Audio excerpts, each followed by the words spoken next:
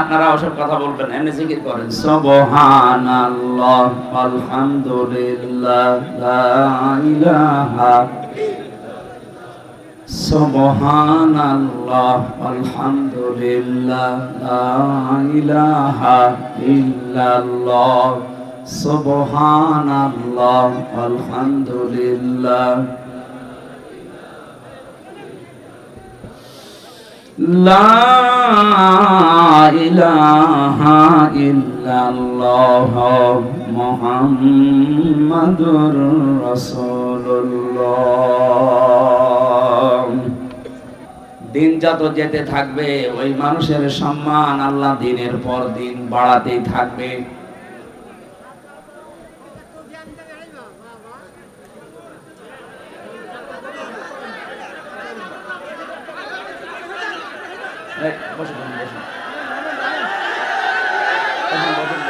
থাক কথা বলো, বসুন বসুন বসুন, এখানে দাঁড়িয়ে আছেন কি? বসুন বসুন।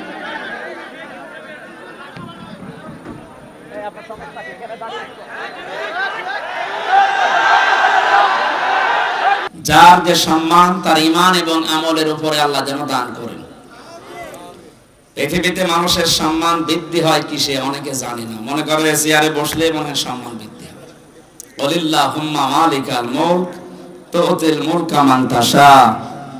কোরআনে কারীম জানিয়েছে পৃথিবীতে ক্ষমতা দেওয়ার মালিক আমি। ক্ষমতায় বসলেই সম্মান দেওয়া লাগবে এ কথা কোরআনে আল্লাহ দেয়নি। এ পৃথিবীর চাক্ষুষ প্রমাণ অনেককে আল্লাহ ক্ষমতায় বসিয়েও চরম অপমান করেছেন। এখানে সম্মান যেটাই আসে তার নাম একটা ঈমান আর একটা হচ্ছে এলেম। থাক ভাই লাগবে না, বসেন এখানে বসেন। কোরআনে কারীম জানিয়েছে ইয়ারফাউল্লাহুল্লাযীনা আমানু মিনকুম ওয়াল্লাযীনা উতুল ইলমা দারাজাত। সূরা মুজাদালার 11 নম্বর আয়াতে আছে, মাসের অংশে আছে এটা। আল্লাহ তাআলা বলেন তোমাদের ভেতরে যারা ঈমান আনে, আমি আল্লাহর প্রতি যাদের বিশ্বাস আছে এবং যারা এলেম পায়, দিনের পর দিন তাদের মর্যাদা আল্লাহ বাড়াতেই থাকে। এখানে ইয়ারফা এটা মুজারি, বর্তমান ভবিষ্যৎ, প্রেজেন্ট ফিউচার। দারাজাত আল্লাহ বহু বচন দিয়েছেন। এই আয়াতগুলো চিন্তা ভাবনা করলে যে তথ্যটা পাওয়া যায়, কেউ যদি সত্যিকার অর্থে সম্মান পেতে চায় মাস্ট বি তাকে ঈমান আনা লাগবে। প্রশ্ন আসতে পারে যে যারা তো মানুষ দুনিয়ায় আছে সবাইকে ঈমানদার মনে করেন, অনেক মানুষ তো ঈমান নেই, বেঈমান। এই যে বুশ, এটা ডোনাল্ড ট্রাম্প, এদেরকে তো মানুষ সম্মান করে। কে বলেছে সম্মান করে? সামনাসামনি তাদেরকে সম্মান দেয়। যে পাহারা দিচ্ছে তাকেও আপনি পেছনে ডাক দিয়ে বলবেন, সে বলবে ও হারামি মরে না কেন। অনেকে কায়দা কৌশলে সম্মান দিচ্ছে। আমি একটা গল্প পড়েছিলাম, আমার দাদা বলছিলেন এই যে হাজ্জাজ বিন ইউসুফ নামে একটা লোক, এই লোকটা জালেম ছিল, এত জুলুম করেছিল, মানুষ তার নামই দিয়েছে জালেম।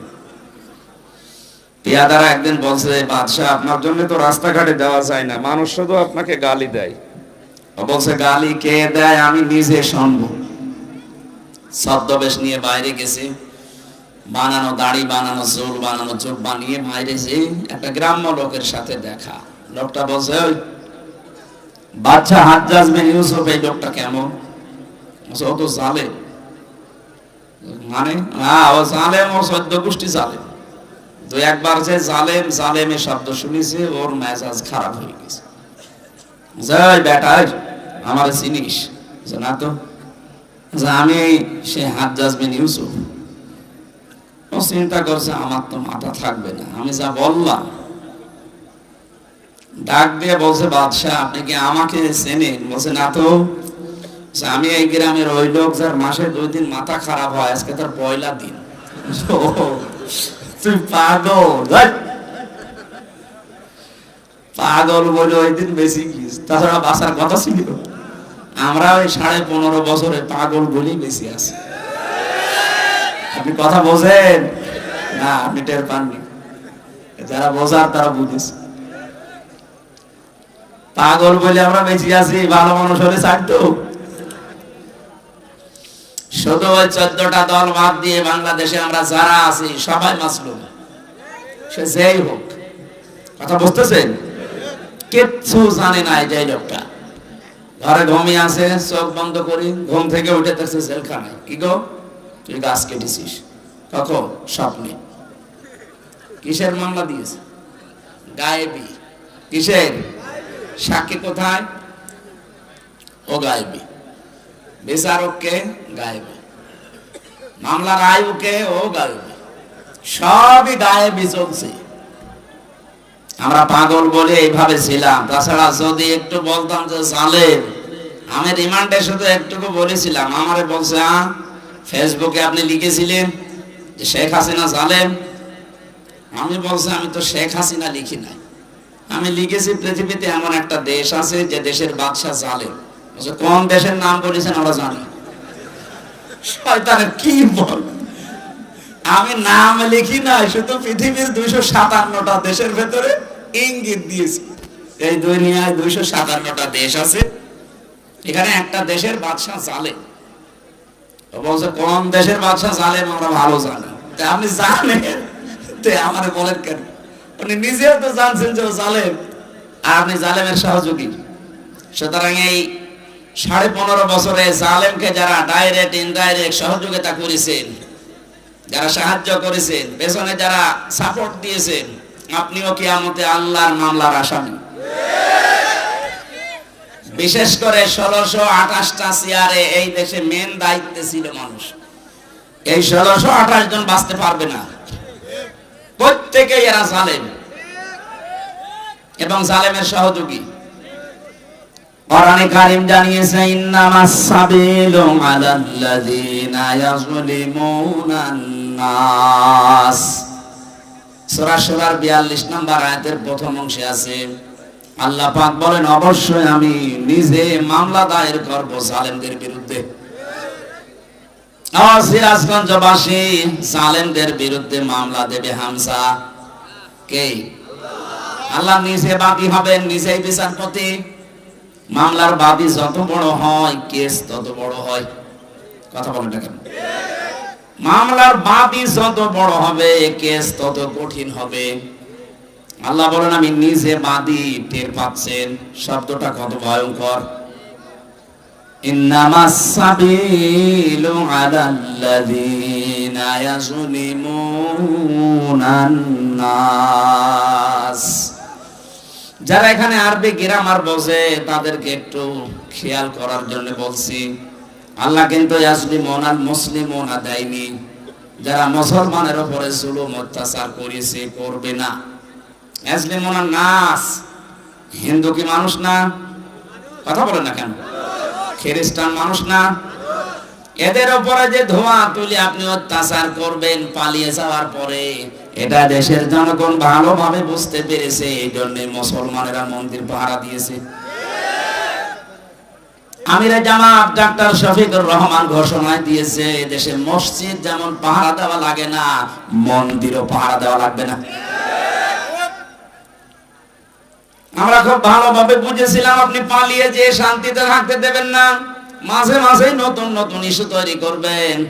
করেছেন তাই কি যা শুরু করেছিলেন, আমার তো মনে হচ্ছিল যদি গোপালগঞ্জে ওই দিন না পিটানি খেত তো ইস্যু আরো তৈরি হতো। আর্মি এমন পিটানো পিটিয়েছে, এমন জায়গায় দিয়েছে যে দেখানোর জায়গা নেই। ওই কয়েকদিন আমি শুনেছিলাম গোপালগঞ্জ থেকে ঢাকা আসার জন্য দাঁড়িয়ে আসলে 1000 আর বসে আসলে 300। বসে আসার মতো কায়দা রাখেনি, এই কারণে একটু ঠান্ডা আছে। তাছাড়া ওদের যা চরিত্র, কি শুরু করে নাই, প্রতিটি নতুন তৈরি করে কি তৈরি করেছিল দেখেনি। 15.5 বছর আপনার দাবি কোথায় ছিল? হঠাৎ করে মাটি ফুঁড়ে উঠলেন আর বলে আমরা আনসার। কিসের আনসার? আপনি 43,000 আনসার নিয়োগ দিয়েছে, তার ভেতরে 32,000 সব গোপালী। বাংলাদেশে এখনো 64টা জেলা আছে। আমরা কি ঘাস কাটছি নাকি ঘোড়ার? ওরা এমনি ওইটা করে না, ওদেরকে লাগানো হয়েছিল। পিটানি খেয়ে ঠান্ডা হয়ে গেছে, একটা একটা করে দিন যায় আর একটা করে নতুন নতুন ইস্যু তৈরি করে। কয়েকদিন আগেও একটা ব্যর্থ হয়েছে যে ট্রাম্পের ছবি নিয়ে জুতা মারবি, আর তামাম দুনিয়া দেখবে যে বাংলাদেশে যারা আছে তারা ট্রাম্পের বিরুদ্ধে। ট্রাম্প তখন আমার হাত ধরে বলবে চট করে ঢুকে পড়ো। আমরা অত পাগল শামসুদ্দিন না। কি আপনি ডালে ডালে বেড়াচ্ছেন, আমরা পাতায় পাতায় আছি। সতর্ক খুব। এখন কিন্তু উহুদের ময়দান চলছে বাংলাদেশে। না আমি পেছনে আওয়াজ পাচ্ছি, সমস্যা কি? কেউ আসলে তারা বসতে দিন, কথা বলা যাবে। কেউ আসলে তারা বসতে দিন, কথা বলবেন না ভাই। সুবহানাল্লাহ আলহামদুলিল্লাহ লা ইলাহা ইল্লাল্লাহ সুবহানাল্লাহ আলহামদুলিল্লাহ লা ইলাহা ইল্লাল্লাহ। কেউ আসলে তারা বসতে দেন, এখানে কথা বলা যাবে না ভাই। সুবহানাল্লাহ আলহামদুলিল্লাহ লা ইলাহা ইল্লাল্লাহ লা ইলাহা ইল্লাল্লাহ মুহাম্মাদুর রাসূলুল্লাহ।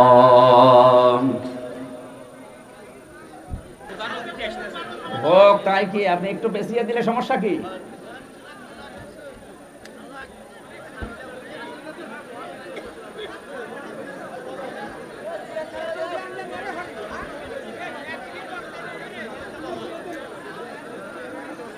একটু আগে আসতে পারেনি? আপনারা ওসব কথা বলবেন, এমনি জিকির করেন। সুবহানাল্লাহ আলহামদুলিল্লাহ লা ইলাহা সুবহানাল্লাহ আলহামদুলিল্লাহ লা ইলাহা ইল্লাল্লাহ সুবহানাল্লাহ আলহামদুলিল্লাহ লা ইলাহা ইল্লাল্লাহ মুহাম্মাদুর রাসূলুল্লাহ। আমার ভাইরা, যে কথা তুলেছিলাম, পৃথিবীতে কেউ যদি সত্যিই ঈমান আনতে পারে সত্যিকার অর্থে, আর ঈমানের দাবি অনুযায়ী ওই মানুষটা যদি জ্ঞান পায়, জ্ঞান মানে কোরআন আর হাদিসের জ্ঞান, বাস্তবতা হতে পারে, উভয় জগতের জ্ঞান পাওয়ার পরে ওই মানুষটা যদি এই জ্ঞানের উপরে চলতে থাকে, আল্লাহ পাক বলেন আল্লাযীনা উতুল ইলমা দারাজাত। দিন যত যেতে থাকবে ওই মানুষের সম্মান আল্লাহ দিনের পর দিন বাড়াতেই থাকবে।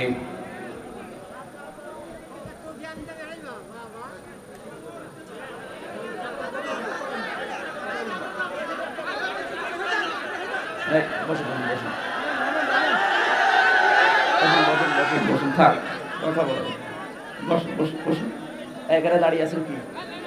বসুন বসুন। আপনার সমস্যা কি? এখানে দাঁড়িয়ে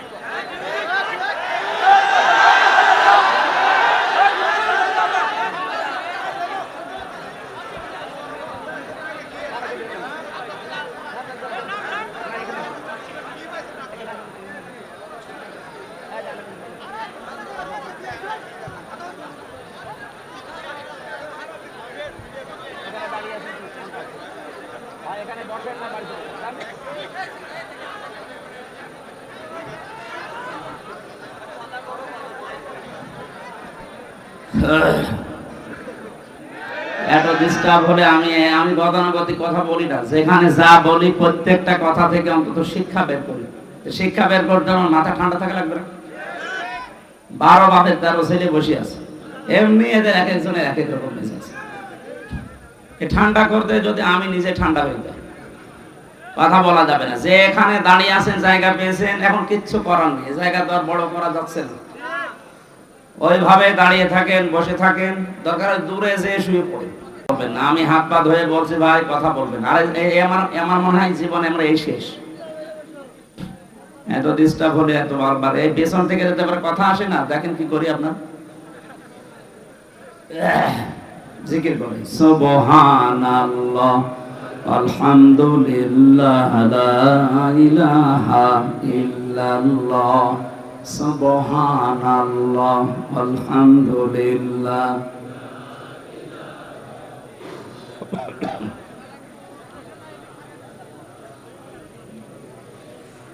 লা ইলাহা ইল্লাল্লাহ মুহাম্মাদুর রাসূলুল্লাহ।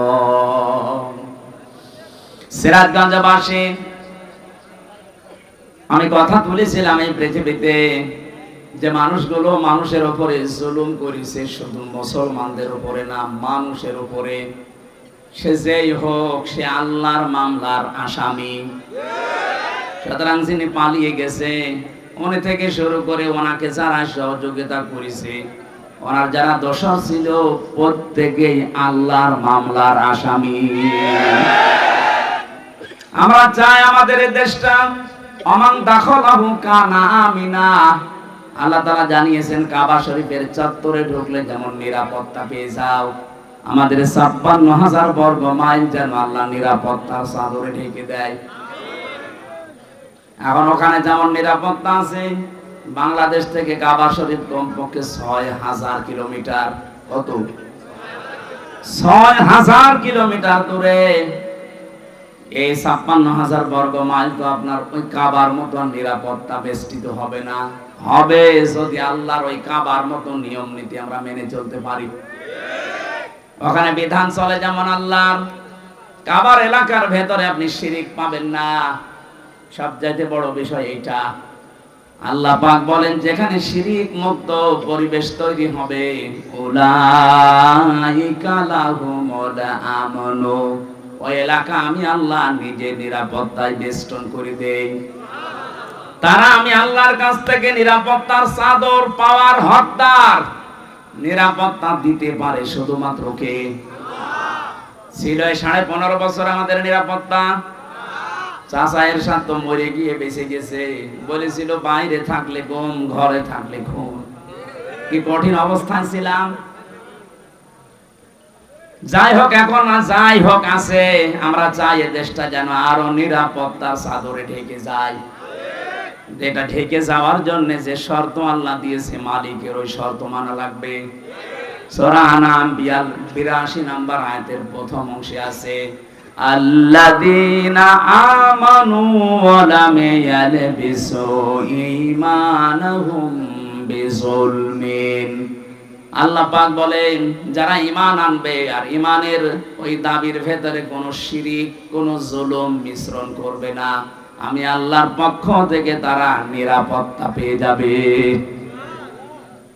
আমরা চাই কাবার এলাকার মতো, কাবার চত্বরের মতো বাংলার এই ৫৬,০০০ বর্গ মাইল যেন নিরাপত্তার চাদরে ঢেকে যায়। আমরা নির্দ্বিধায় চলাফেরা করতে চাই। মনের ভেতরে আল্লাহ বাদে যেন আর কারো কোনো ভয় কাজ না করে। এরকম একটা দেশ আমরা চাই না। বলেন বলেন।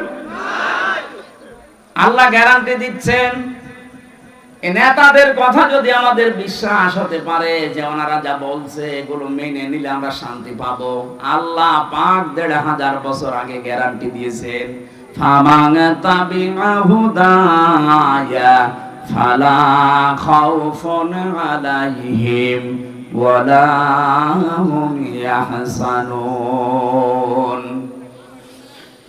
আমার পক্ষ থেকে মাঝে মাঝে হেদায়েত যাবে, সর্বশেষ হেদায়েত যেটা তার নাম কোরআনে কারীম, কিয়ামত পর্যন্ত এটা ফাইনাল, এরপরে আর আসবে না।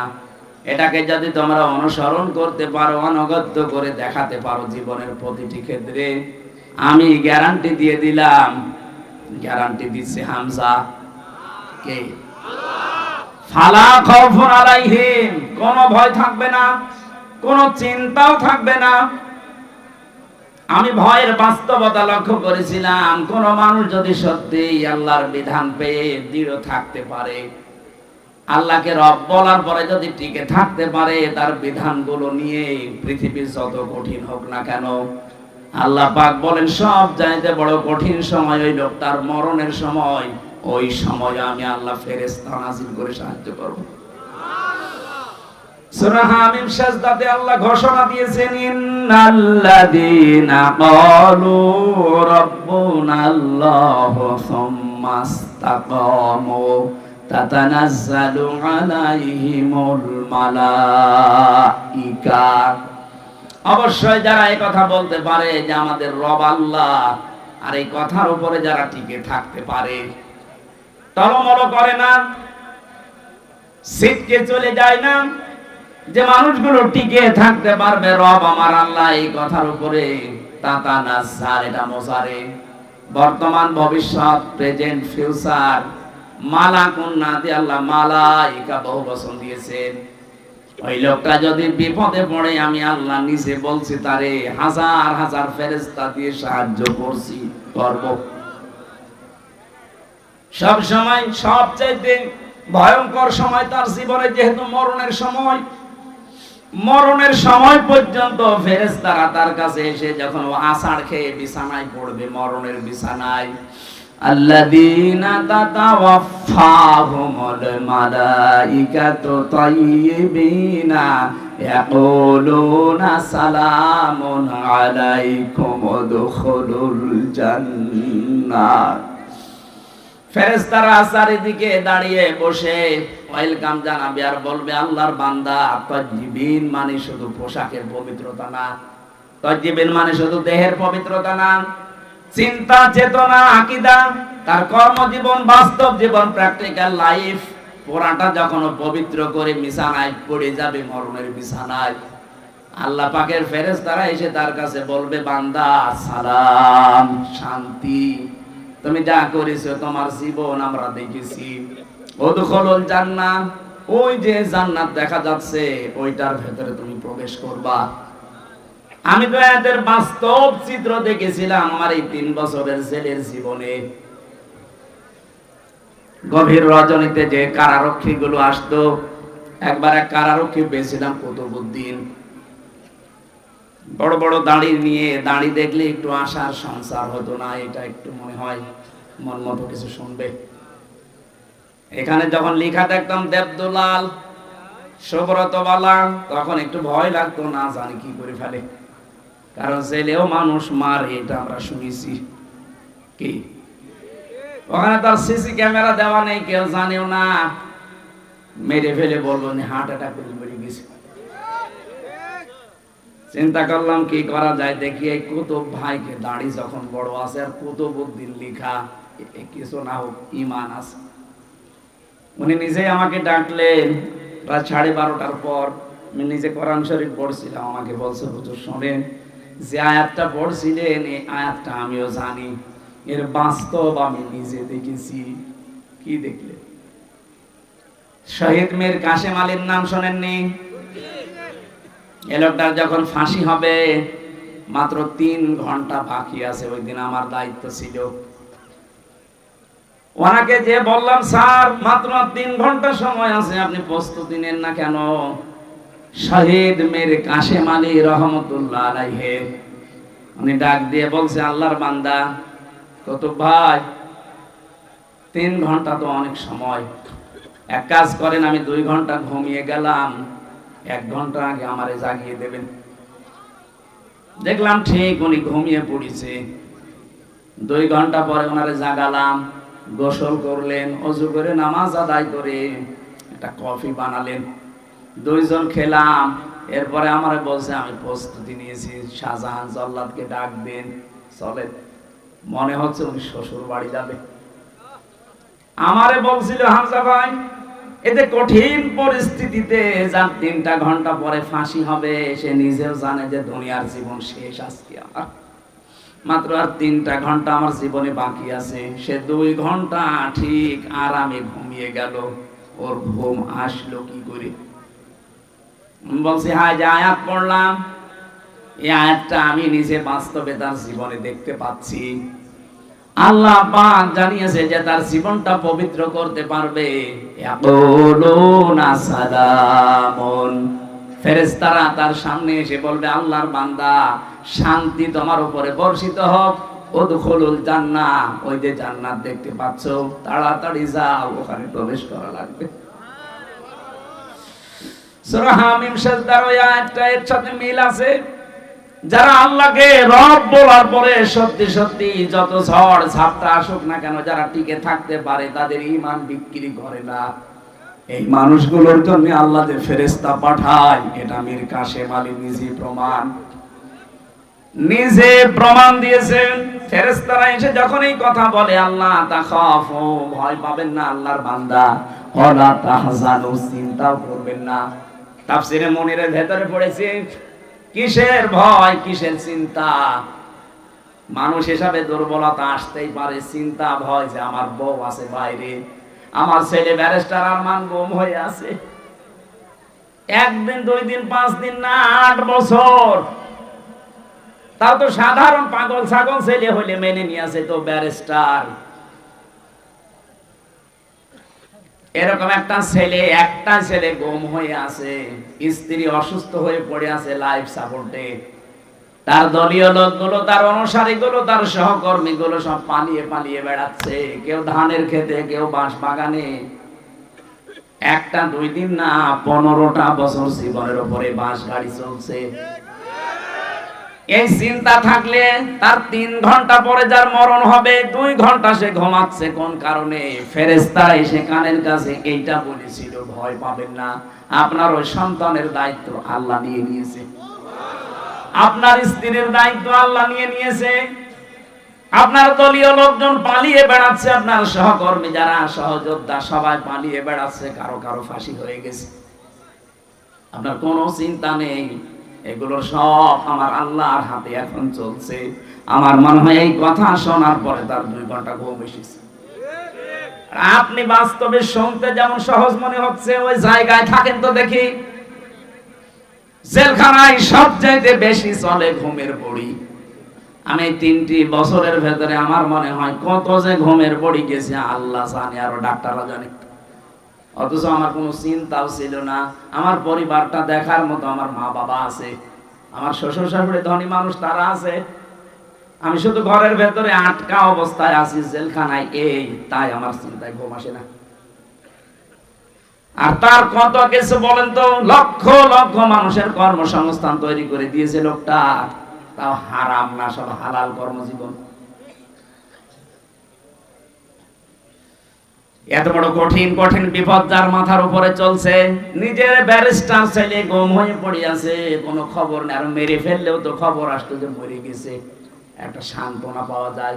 অথচ গুম হয়ে আছে, মরে গেছে না বেঁচে আছে জানি না। এই চিন্তা থাকলে তো আমার জীবনও ঘুম আসতো না। কত ভাই আমার বারবার ওই দিন বলেছিলেন, হামজা ভাই ওনার ঘুম আসলো কি করে, আমি আজ পর্যন্ত মিলাতে পারিনি। আমি মিলিয়েছি, এই যে সূরা হামিম সাজদার 30 নাম্বার আয়াতটা আল্লাহ তার কানের কাছে ফেরেশতা দিয়ে শুনিয়েছে। নাই তো জীবনও ঘুম আসার কথা না। এতটুকুই ফেরেশতারা শেষ করেনি। কিসের চিন্তা করেন, কিসের ভয় পান আপনি? কোনো ভয় নেই আপনার, কোনো চিন্তা নেই। ওয়াবশিরু বিল জান্নাতিল্লাতী কুনতুম তুআদুন, ওই জান্নাতের সুসংবাদ গ্রহণ করেন যার ওয়াদা আল্লাহ করেছেন। নাহানু আউলিয়াউকুম ফিল হায়াতিদ দুনিয়া ওয়া ফিল আখিরাহ, আমরা আপনার সঙ্গে ছিলাম দুনিয়াতে, এখন আপনার সঙ্গে সাথী আছি, জান্নাতে যাওয়া পর্যন্ত আপনার সঙ্গে থাকবো। এমন জায়গায় আপনাকে আমরা পৌঁছিয়ে দেওয়ার জন্য এসেছি। ওয়ালাকুম ফিহা মা তাশতাহি আনফুসুকুম ওয়ালাকুম ফিহা মা তাদদাউন নুজুলাম মিন গফুরির রহিম। এমন একটা বাগানে আপনাকে আমি প্রবেশ করাবো, এমন একটা জান্নাতের ভেতরে আপনাকে আমরা ঢুকিয়ে দেব যেখানে চাওয়ার আগে জিনিস পাওয়া যায়। আল্লাহ আমাদের কপালেও যেন এরকম একটা কিছু লিখে রাখে, বলেন আমিন। দয়াময়ের পক্ষ থেকে এটা বিশাল একটা মেহমানদারি।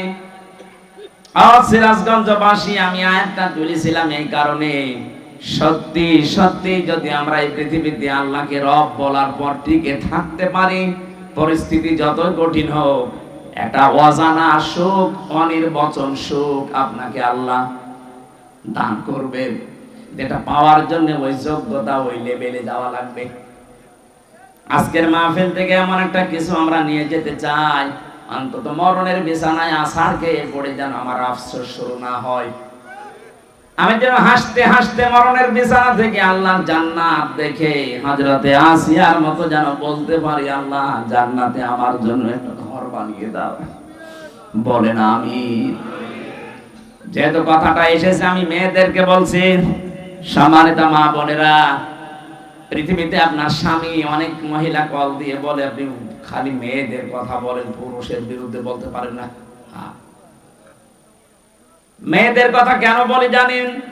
সবচাইতে বেশি ভালোবাসেন নবীজি এই পৃথিবীতে তিনটা জিনিসকে, তার এক নাম্বারে নারী, স্ত্রী। আপনারা মায়ের জাত, স্ত্রীর জাত, এজন্য আপনাদেরকে আমিও বেশি ভালোবাসি।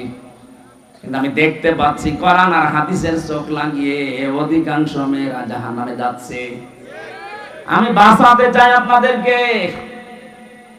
এই পৃথিবীতে আপনার স্বামী যত খারাপ হোক, আপনি তো এইটাই বলতে চান, হামজা ভাই স্বামীদের বিরুদ্ধে ওয়াজ করতে পারেন না, আমি ওয়াজ কি করব? এদেশে আজ পর্যন্ত নারী নির্যাতনের মামলা আছে, পুরুষ নির্যাতনের কোনো মামলা নেই।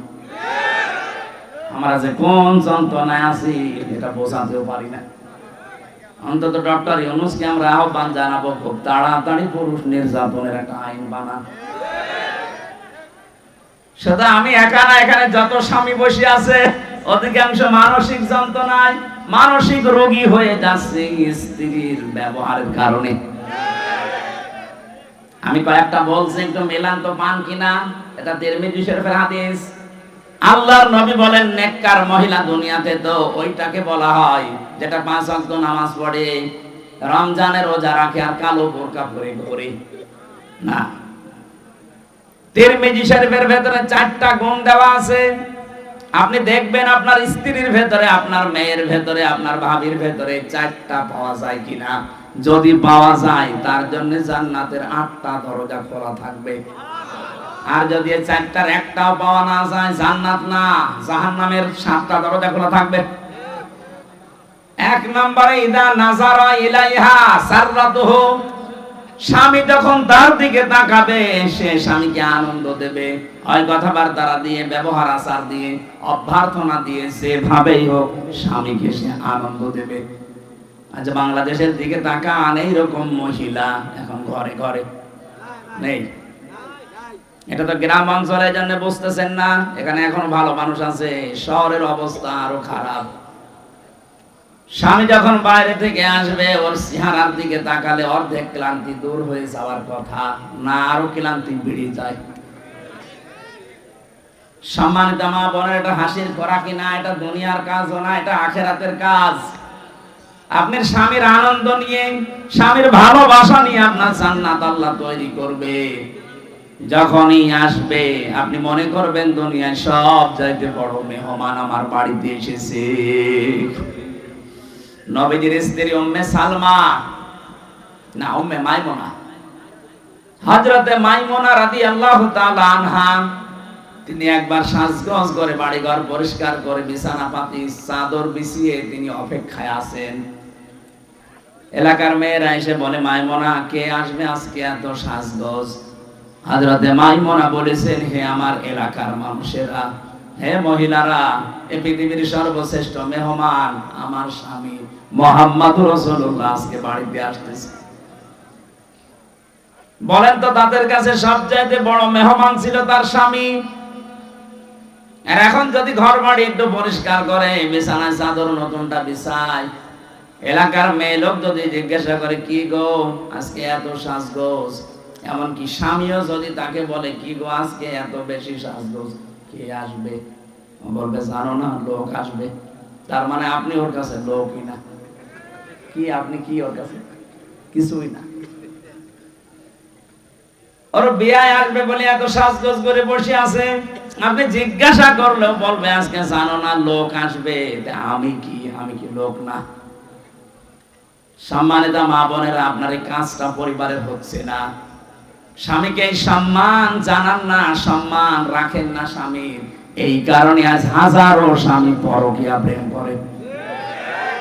দেখলেন এখানে ওই রোগের রোগী আছে, হাজারো মেয়ে লোক বসে আসে দেখলাম। সম্মানিত মা বোনেরা, আপনার কারণে আজ স্বামী পরকীয়া প্রেম করছে। দোষ শুধু স্বামীর একা না, আপনারও আছে। ও যেখানে লাইন করেছে তার ভেতরে কি আলাদা জিনিসপত্র আছে? আপনাকে আল্লাহ যা দিয়েছে তার ভেতরে তো তাই আছে। আপনার কাছ থেকে রেসপন্স পায় না, সে আগ্রহ আবেদন পায় না, এই জন্য ছুটে যাচ্ছে মমতাজের কাছে। আরো জোরে বলেন ঠিক।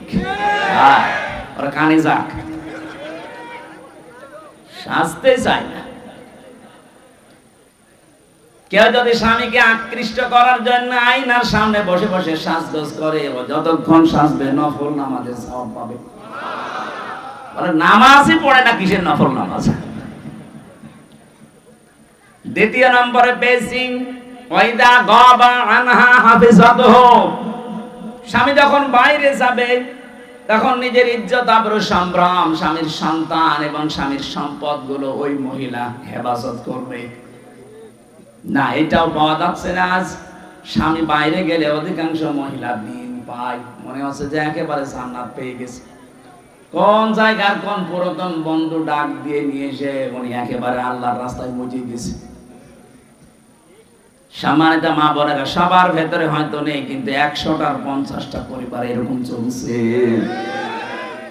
স্বামী বাইরে গেলে স্বামীর ইজ্জত আবরু, আপনার সতীত্ব, স্বামীর সম্পদ, স্বামীর সন্তানকে পর্যন্ত দেখে শুনে রাখবেন, হেফাজতে রাখবেন। এটা আপনার দায়িত্ব। তাহলে জান্নাতের দরজাগুলো খুলবে। 3 নম্বরে বিশ্বনবী জানিয়েছেন, এইটাই আমার আসল পয়েন্ট। এই এদিকে তাকা। অতুইনু আলা দীনি যাওজাতিহা। 3 নম্বরে ওই মহিলা জান্নাতি, যেই মহিলা তার স্বামীকে দ্বীনের পথে চলার জন্য সাহায্য করে, সময় দেয় এবং স্বামীকে উৎসাহ দেয়। দ্বীনের জন্য, মানবতার জন্য স্বামী কাজ করে।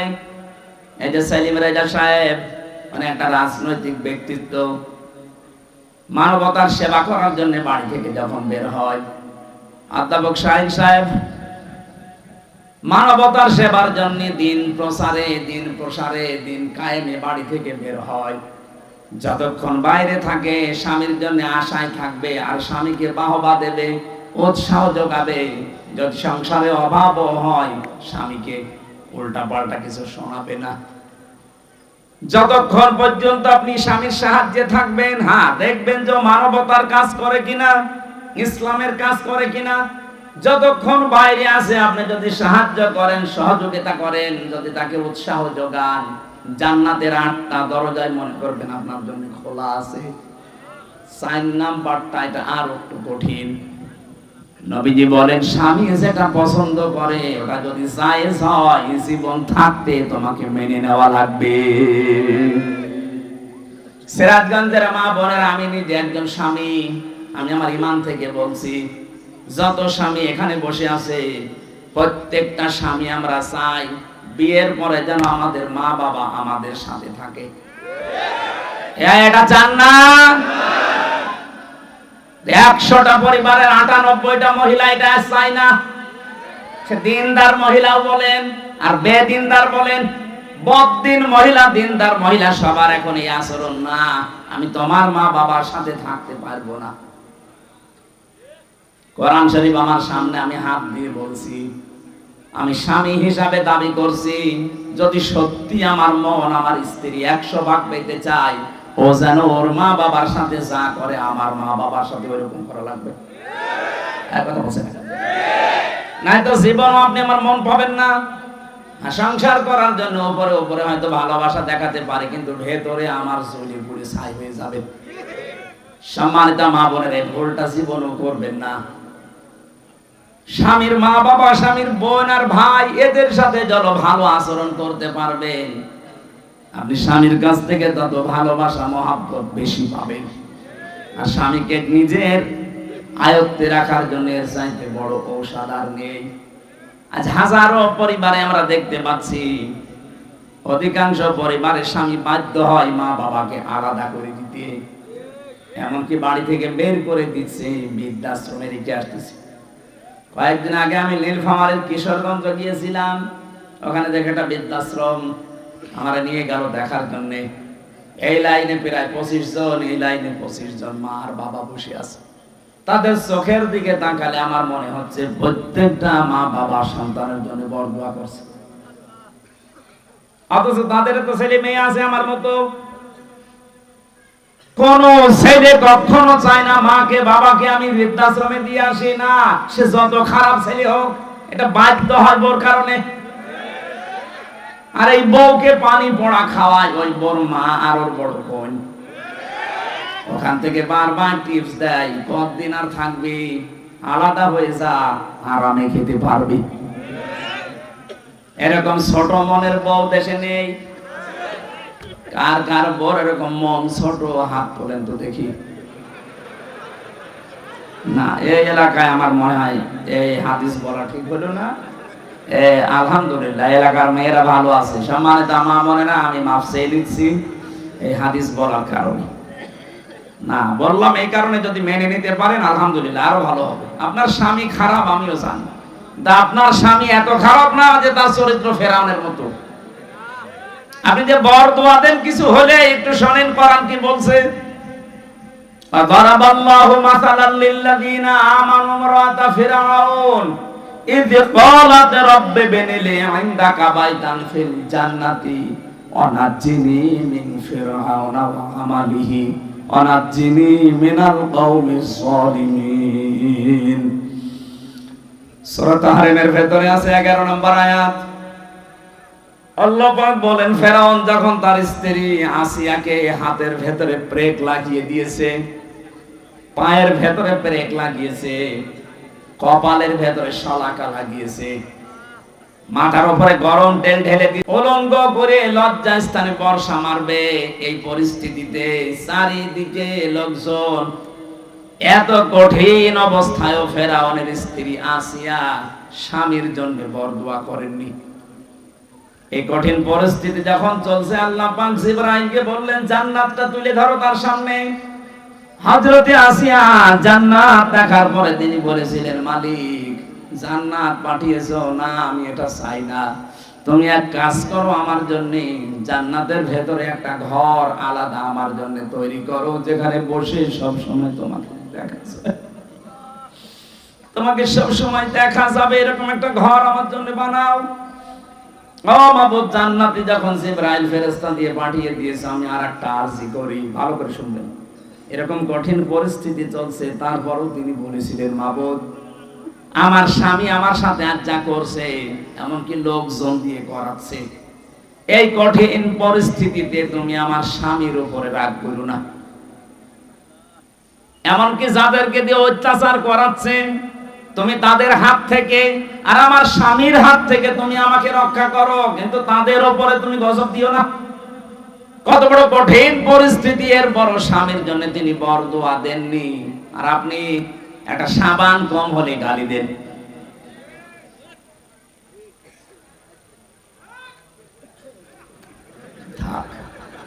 তার মানে এলাকায় এরকম স্বামী আছে, আমরা এখন টের পাচ্ছি না। মা বোনেরা, শুধু নামাজ পড়ে রোজা রেখে কালো বোরকা পরে আপনি জান্নাত যেতে পারবেন না। ফেরাউনের মতো স্বামী তো আপনার কপালে জোটেনি, কোন কারণে আপনি উল্টাপাল্টা খোঁটা দেন? আমি আজকে হাদিস একটা লিখেছিলাম, বিশ্ব নবী জানিয়েছেন 6 প্রকার নারীকে আল্লাহ বিনা হিসাবে বিচারও করবে না, জাহান্নামে দিয়ে দেবে। এটা তিরমিজি শরীফের হাদিস। 1 নম্বরে যে মেয়েরা মাথার চুল খোলা রেখে বাড়ির বাইরে যায়, এরকম মহিলা দেশে নেই। দিন আরো বাড়তেছে, দিন যত যাচ্ছে এরকম মহিলা বাড়তেছে। এদের আদর্শ নাকি এই ফারুকের স্ত্রী তিশা। ফারুকের স্ত্রী তিশা চেনেন না? এর চুল কোন সময় ঢাকা থাকে, এদেরকে নাকি আদর্শ বানিয়েছে এই মেয়েরা।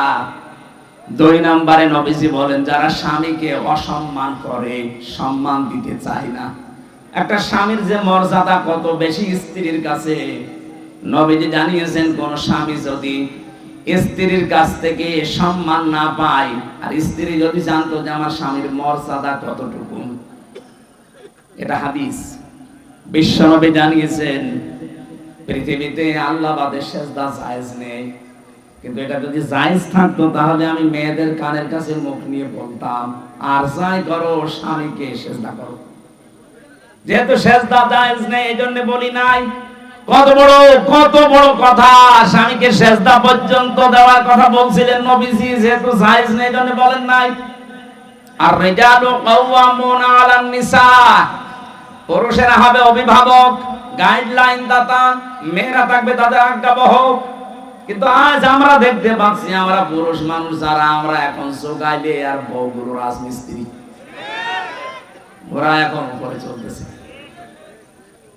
3 নম্বরে বেশি স্বামীকে বাদ দিয়ে যারা দেবরের সাথে হাসি তামাশা করে, এই এলাকায় সব নেই। সাবধান, জাহান্নামী হওয়ার জন্য এটাই যথেষ্ট। স্বামী বাদ দিয়ে যারা দেবরের সাথে হাসি তামাশা করেন, নবীজি বলেন, সাহাবী প্রশ্ন করলেন, হে রাসূল দেবর সম্পর্কে আপনি কি বলেন? নবীজি বললেন এটা একটা মৃত্যু সমান, দেবরকে মরণের মতো ভয় করা লাগবে। আর বলেন না এটা আমার ছোট ভাই, কয়েকদিন পরে দেখছে আল্লাহর রাস্তায় ওর সাথে চলে গেছে। এখানে যে পর্দা করা ফরজ অনেকে মানতেও চায় না, বিশ্বাসও অনেকের আয় না। ও মনে আছে কত সহজে চলতেছে, অথচ কবিরা গুনাহ হচ্ছে। 4 নম্বরে বেশি অপবিত্র থাকে, পবিত্র হওয়ার খবর রাখে না। 3 দিন 5 দিন 7 দিন 10 দিন না, ওর যে 15 দিন চলে যাচ্ছে খবরই নেই।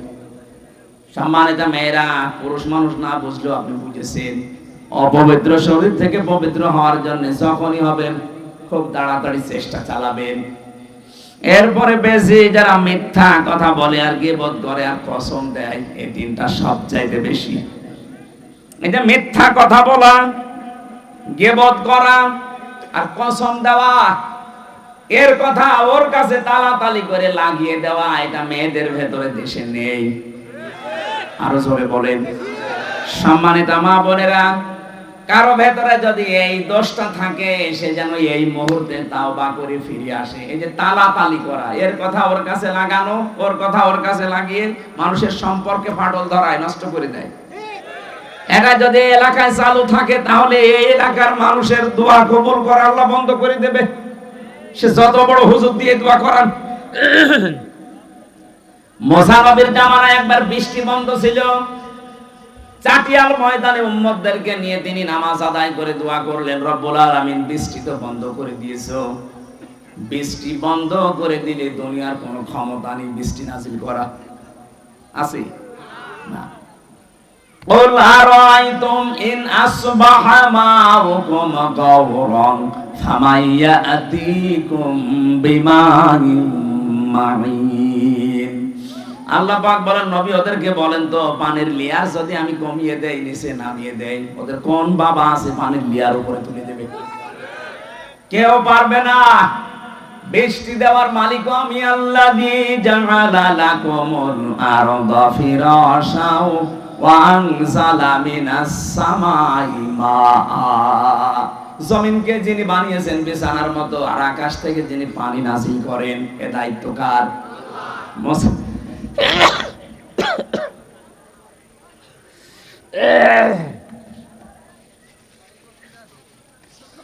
মুসা নবী বলছিলেন, রব্বুল আলামিন আকাশের পানি যেহেতু বন্ধ হয়ে গেছে, আমার তো কষ্ট হচ্ছে, কিন্তু এইগুলো তো আমার উম্মত, কিন্তু তোমার তো বান্দা, তোমার বান্দার জন্য তোমার মায়া লাগে না? আল্লাহ বলেন মায়া লাগে, তাহলে বৃষ্টি দাও না। বলে না, এই কথা শোনা যাবে না, মায়া লাগে কিন্তু আমি বৃষ্টি দেব না।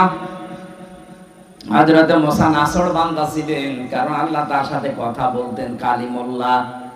আল্লাহ মাঝে মাঝে বলতেন, মুসা আমি তোমাকে আমার নিজের জন্য বানিয়েছি, তুমি যখন বারবার নাছর বান্দা বলো না বৃষ্টি দেওয়া লাগবে, আমি কিন্তু বিরক্ত হয়ে গেছি, কেন বৃষ্টি দেবো, আমি দেবো না। মুসা নবী বলে, আল্লাহ এগুলো আমার উম্মত, আমার মায়া লাগছে, কতদিন হয়ে গেল, তাড়াতাড়ি বৃষ্টি দাও। আল্লাহ পাক বলেন, হ্যাঁ আমি বৃষ্টি দিতে পারি, কিন্তু তুমি যাদেরকে নিয়ে দোয়া করছো এর ভেতরে একজন নামিমা তালাতালি করা মহিলা আছে। এই মহিলা যতক্ষণ বের হয়ে না যাবে, তুমি মুসা নবী হওয়ার পরও তোমাদের দোয়া আমি ফেরত দিয়ে দেব, কবুল করব না। হযরতে মুসা ইবনে রাগান্বিত রবি ছিলেন, রাগ হলে তার টুপি দিয়ে চুল খাড়া হয়ে বেরিয়ে যেত। ডাক দিয়ে বলে, মাবুদ তুমি শুধু ওই মহিলার নাম বলো, দেখো কি করি। না, আমি নিজেই মানুষের নাম ধরতে নিষেধ করি, আর এখন আমি নিজে নাম ধরবা, তুমি অপমান করবা তারে।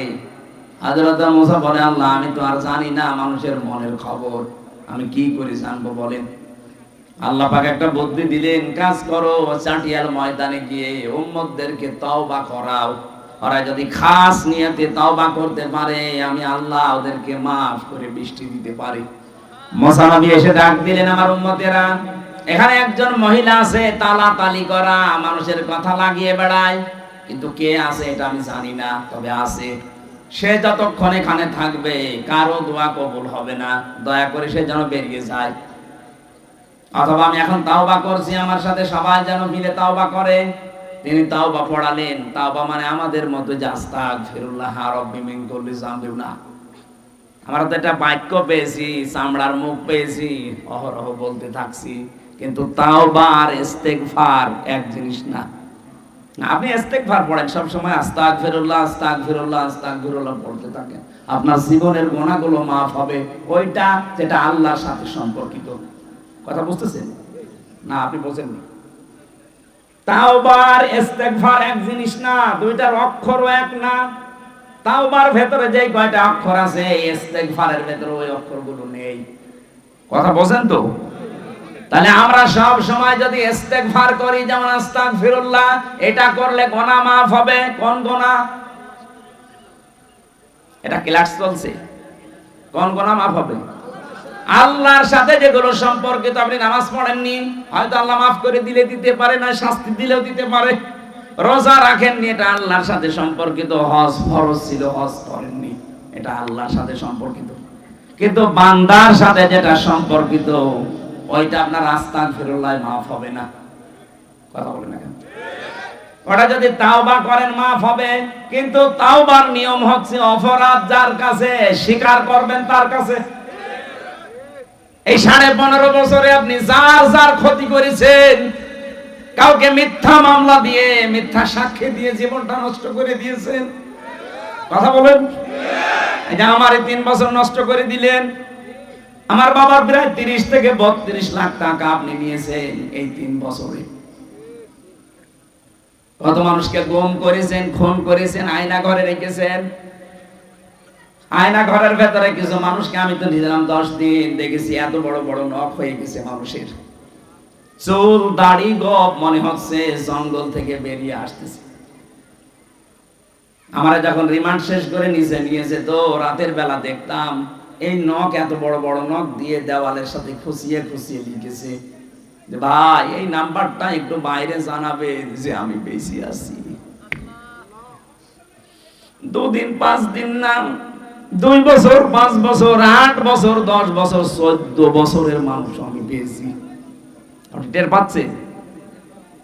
মুফতি ফখরুল ইসলাম আমার সাথে ছিল, উনি এসে আমারে বলতো, হামজা ভাই আপনার সাথে কি করেছে আমি জানি না, তবে আমার এই পায়ের ভেতর দিয়ে এভাবে হাত ধরে দিয়েছে, এভাবে হাত দিয়ে সামনে যে লোহার ব্যারিকেড দেওয়া, ওর সাথে হাত হ্যান্ডকাপ দিয়ে লাগিয়ে দিয়েছে। আরে ভাই এভাবে 2 মিনিট 5 মিনিট 1 ঘন্টা রাখলেই তো মাজা ব্যথা হয়ে যায়। বছরের পর বছর মাত্র 1.5 থেকে 2 মিনিট সময় দিত টয়লেট করার জন্য। সকালে কয়েকটা পচা ছোলা দিয়ে যেত, দুপুরে 1 বাটি খাবার দিয়েছে, মনে হচ্ছে কেউ মাখিয়ে রেখে গেছে, পারলে খান, না পারলে ফেলে দেন। এভাবে 8 বছর 10 বছর 14 বছর আমি পেয়েছিলাম মানুষকে। যখনই ওই দেওয়ালের ওইটা পড়তাম যে ভাই যদি বাইরে যেতে পারিনি, নাম্বারটা একটু জানাবে যে আমি বেশি আছি। আপনি এই কাজ করলেন আর এখন বলছেন আস্তাগফিরুল্লাহ। আপনি কি আল্লাহর কাছে দোষ করেছেন? দোষ করেছেন হামজার কাছে। কথা বলেন না কেন? এখানে তাওবা যদি কেউ করতে চান, মুসা নবী তাওবা পড়াচ্ছে, আর আমরা বিভিন্ন দরবারে গেলে আজকে তাওবা পড়ি আস্তাগফিরুল্লাহ। আরে ভাই, আস্তাগফিরুল্লাহ পড়ছেন কোন কারণে? আপনি পড়েছেন আল্লাহর কাছে, দোষ করলে পড়েন। আপনি তো দোষ করেছেন 15.5 বছরে বান্দার কাছে। আপনার কারণে মানুষগুলো, হাজারো মানুষ ব্যবসা করতে পারে না, গাছতলায় বাসতলায় ধানের খেতে সময় কাটিয়ে যায়, কথা বলেন না। আর আপনি এখন আস্তাগফিরুল্লাহ পড়বেন। তার ছেলেটা কম করে রেখেছে, তার মেয়েটাকে আপনি ঠিক মতো পড়াশোনা করতে দেননি, আর পড়াশোনা যাই করুক জায়গা মতো উঠতে দেননি, বৈষম্যের শিকার বানিয়ে রেখেছেন, এমনকি জেলখানায় পর্যন্ত অত্যাচার করেছেন আপনি। আলেমদেরকে আপনি এত কষ্ট দিয়েছেন জেলখানার ভেতরে, আমি নিজে তো সাক্ষী। সরকারি মোবাইল সবাই 7 দিন পর একদিন পায়, অথচ আলেমদেরকে দেওয়া হতো না। এমনকি যোগাযোগ বিচ্ছিন্ন করে 24 ঘন্টা ফাঁসির ওই কন্টেম ছেলে তালাবদ্ধ করে রাখবে। কারোর সাথে দেখা সাক্ষাৎ নেই, বাড়ির কি অবস্থা কেউ জানবে না। কেন আপনি এমন করলেন? আমি কি করেছিলাম? কয়েকদিন আগে আমার মামলা সব খারিজ হয়ে গেছে, আদালত কর্তৃক প্রমাণিত যে আমি নির্দোষ, আমার কোনো দোষ নেই। তাহলে নির্দোষ মানুষকে আপনি এই কষ্ট দিলেন। আমি চাই যদি আপনি মাপ পেতে চান, শুধু আস্তাগফিরুল্লাহ জীবনও হবে না, আগে আমার ক্ষতিপূরণ দেন, আমার 30-32 লাখ টাকা ফেরত দেন, 3 বছর আমার মতো জেলখানায় থাকেন যোগাযোগ বিচ্ছিন্ন হয়ে। আর পাহারাদার পাঠাতেন একটা, মুসলমান পাঠাতে পারেন না, পাঠাতে সব মালায়ন, দেবদোলাল, সুব্রত বালা, আশিক কুমার, কি নাম দেখেছেন? ওর কাছে কি আলেম সালেম আছে? যা করেছেন জীবন আস্তাগফিরুল্লাহ মাফ হবে না। 15.5 বছরে যার কাছে যে অপরাধ করেছেন, আগে তার কাছে যে ক্ষমা চাবেন এবং তার ক্ষতিপূরণ দেওয়া লাগবে আপনাকে। এলাকায় যত জালেম ছিল, যে জালেম গুলো পালিয়েছে তো পালিয়েছে, যদি আসে কোনদিন তালিকা করে রাখবেন, মোড়ে মোড়ে টাঙিয়ে দেবেন, কোন জালেম যেন কিয়ামতের আগে দেশে আসতে না পারে।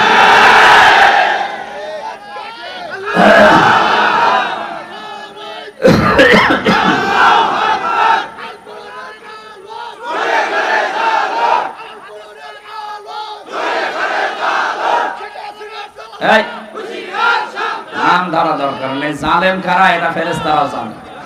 জানে না ফেরেশতারা? তারা নাম লিখে রেখেছে। এই জন্য আমাদের আহ্বান থাকবে, আমরা আপনাকে ভালোবাসি, আপনারা আমাদেরই আত্মীয় স্বজন। কেউ আমরা বউ বলি, কেউ ভাবি বলি, সে যাই বলি। এটা তো সিরাজগঞ্জ, মনে হয় রাজশাহী বিভাগ না, রংপুর বিভাগ নেই, বেঁচে গেছে। রংপুর বিভাগ হলে ওরা সব ভাবি বলে, আর আমরা বাকি বাংলাদেশের যত জেলা আছে সবাই আপা, কেউ কেউ আবার আবেগে মা বলে ফেলে। আপনার মা নেই, কোন কারণে আপনি মা বলতে চান? নিজের বাবা বাদ দিয়ে অন্য কাউকে যদি কেউ বাবা ডাকে তার গুনাহ হবে। বলেন শ্বশুর, আরে শ্বশুরকে বাবা বলা যায় যাচ্ছে, কারণ সে হাফ বাবা, সে যা আপনাকে দিয়েছে ওইটা না দিলে আপনি দুনিয়ায় কত জেনা করতেন আপনি জানেন। সুতরাং তাকে আপনি বাবা বলবেন। শ্বশুরকে বাবা বলা যায় যাচ্ছে না? নেই, আছে। কিন্তু নিজের বাবার সামনে বারবার বলতে যাবেন না, তাহলে বাবা আবার কষ্ট পাবে। আমার ভাইরা, আমি যেটা বোঝাতে চাচ্ছিলাম, তাহলে তাও বা আমি ওদেরকে যেহেতু বাঁচাতে চাই, আপনারা আজ দিক ভ্রান্ত হয়ে হতাশ হয়ে ঘুরতেছেন। কত মানুষ আজ হতাশ হয়ে গেছে, জীবন পর্যন্ত এখন দিয়ে দিচ্ছে, সুইসাইড করছে। মাত্র 3 মাসে অনেককে দেখলাম, অনেক জালেম এবং জালেমদের দোসররা হতাশা, নিরাশা, অস্থির হয়ে জীবনের উপরে শেষে আর ভরসা রাখতে পারছে না, সুইসাইড করছে। অথচ এইরকম জীবনই তো আমাদেরকে আপনারা দিয়েছিলেন, 15 বছর আমরা কাটালাম। কথা বলেন না কেন? আমরা তো সুইসাইড করিনি। আপনারা 3 মাসে হতাশ হয়ে গেছেন, এটা এমনি হয়নি। আল্লাহ বলেন আমি নিজে তাদেরকে হতাশ বানিয়েছি। এটা সূরা আনআম 44 নম্বর আয়াতে আছে। হাত্তা ইদা ফারিহু বিমা উতু, তাদেরকে দানকৃত ক্ষমতা পাওয়ার পরে যখন তারা আনন্দে মেতে থাকে, আখাযনাহুম বাগতাতান, হঠাৎ করে তাদেরকে আমি ধরলাম। এই যে 2024 সালের 5 অক্টোবর আল্লাহ যে ধরেছে, এটা কি ওয়াজ করা লাগবে? আর শুধু ছাত্র জনতা না, আল্লাহ নিজে তাদেরকে ধরেছেন। এই জন্য আখজ না একালিপ টান আছে, এটার ফাইল কর্তা আল্লাহ নিজে। বাগতাতান মানে আকস্মিক ভাবে, আল্লাহ যে আকস্মিক ভাবে তাদেরকে ধরেছে তার প্রমাণ ওরা দুপুরের খাবারও খেতে পারেনি, কত শখ করে রান্না করেছিল। ছেলে মেয়েরা দেখিস এই আয়াতের পরের শব্দ ফাইদা হুম মুবলিসুন, ওরা হতাশ এবং নিরাশ হয়ে গেছে। আল্লাহ তাই করেছে। ওদের চেহারার দিকে তাকান, কোটে তুললে দেখবেন চোরের মতো যাচ্ছে। আরে কোটে তো আমিও গেছি, বাঘের মতো গেছি। আমার মাথায় দড়ি বাঁধা ছিল, তাতে কি? কারণ আমি জানি আমার কোনো অপরাধ নেই। যে মামলা দিয়েছে জীবনে আনসারুল্লাহ কি আমি নামই শুনি। এই জন্য কোটে তুলেছে, আমি বাঘের মতো গেছি। আরো শয়তান ৩৬,০০০ কোটি টাকা মেরেছে দরবেশ। কোটে যায় দেখবেন একেবারে মানুষ চোর, টাটকা চোর। মানুষ এখন ডিম মারতেছে, তা ভালো ডিম না পচা ডিম। অপমান এখনো কিছু হয়নি, শুরু হচ্ছে। দিন যত যাবে জালেমদের প্রতি আল্লাহ নিজে লানত দেবে। ওয়ালাহুম আযাবুম মুহিন, নিকৃষ্টতম শাস্তি ওদেরকে আল্লাহ দেবেই। সূরা আলে ইমরান। এর বাস্তব প্রমাণ এই কালামানিক কলার পাতায় পর্যন্ত শুয়েছে, বিজি উড়িয়ে গেছে। বিজি উড়ে যায়নি, ওর সংসার করার কাজ শেষ। সংসার করবা, জনগণ বিজি উড়িয়ে দিয়েছে। এখানে জালেমদের অধপতন শুরু হয়েছে। এখনো যারা আশায় আছেন বুক পেতে না, আপা আসতেছে। কিসের আপা? এই পৃথিবীর ইতিহাস এইটা। কোন স্বৈরাচার যারা চলে গেছে জীবনে কোনদিন ফিরে এসেছে এটার ইতিহাস নেই। ৮৫০ বছর আগে লক্ষণ সেন পালিয়েছিল, আর ৮৫০ বছর পরে উনি পালিয়েছে। একটা যোগসূত্র আছে। লক্ষণ সেন মুসলমান না হিন্দু? হিন্দু নয়, পালিয়ে যায়। আপনি মুসলমান, পালিয়ে গেলেন কোন কারণে? ওনার সাথে আপনার একটা সম্পর্ক আছে মনে হয়। আমি জেল থেকে বলছি, আমি মেজর ডালিম বলছি, আমার ফাঁসি চাই। এই বইগুলো নিয়ে আসেন, আমি দেখাবো ওনাদের যে ইতিহাস, জন্ম বংশ পরস্পরায়। আমার মনে হয় লক্ষণ সেনের বংশ হয়ে যেতে পারে। আমি ওইদিকে আর না যাই, কিন্তু আমার আফসোস লাগছে একটা হাজি মানুষ আপনি। আজ এই ১০-১২ দিন দেখছি বাইরের দেশের বিভিন্ন মোড়লদেরকে সৎ কর্নার পাওয়ার জন্য বিভিন্ন কথা ছড়াচ্ছে, মিথ্যা কথা। কি যে আমি নির্বাচিত ছিলাম, আমাকে উৎখাত করা হয়েছে, এটা ডাহা মিথ্যা কথা। আপনি নির্বাচিত ছিলেন এ কথা শয়তানকে বলেন, শয়তান পর্যন্ত হাসবে। ১৫.৫ বছরে নির্বাচন হয়েছে এই দেশে, এ দেশের ঘোড়াও বিশ্বাস করবে না। কারণ নির্বাচনের আগে ১৫৪ জন লটারি ঘোষণা হয়ে গেছে। নির্বাচিত হলেন কি করে? এরপরে দিনের ভোট আপনি রাতে করে ফেলেছেন। এ কথা বলেন না কেন? আমার সাথে এক ওসি ছিল জেলখানায়, ও আমারে বলছিল, হুজুর আপনি যে তাওবার ব্যাখ্যা বললেন, আমি একটা তাওবা করেছি, দেখেন তো আমার তাওবা হয়েছে কিনা। কিভাবে? সেই যে নির্বাচন গেল, আমি বাইরে ছিলাম, আমার দল বল নিয়ে আমার যা আছে এসআই এবং কনস্টেবল, আরো কিছু আছে হেলমেট বাহিনী, আল্লাহর ওলি তারা, এদেরকে নিয়ে আমি রাত ১২টার পর থেকে ভোট কাটা আরম্ভ করলাম। ফজর পর্যন্ত কাজ করে কমপ্লিট করে বাক্স পাঠিয়ে দিলাম জায়গা মতো।